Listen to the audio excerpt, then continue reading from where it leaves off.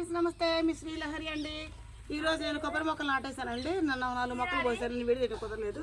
ఇది కూడా ఇందులో కొంచెం మట్టి పోసేసి ఇందులో ఇది చూడండి ఇలాగా ఈ విధంగా పెట్టాలండి.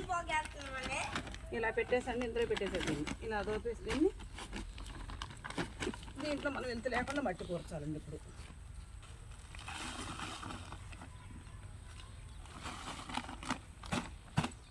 ఇవి 30 కాయలు తీసుకొచ్చి భూమిలో పెట్టామండి. మొన్న పెడితే 8 కాయలు 9 కాయలు వచ్చినాయండి. ఆ 9 కాయలు ఎందుకని నేను 5-6 సంచులు పెట్టానండి.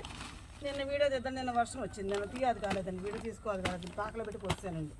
ఇది వీడియో తీసి చూపిద్దామని చెప్పి పెట్టానండి. ఇదిగోండి ఈ విధంగా పోసుకోవాలండి.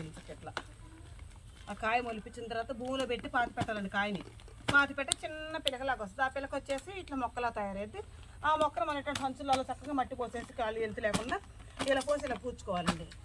ఇది కూడా మన నర్సరీ కొబ్బరి మొక్క మీకు నచ్చిన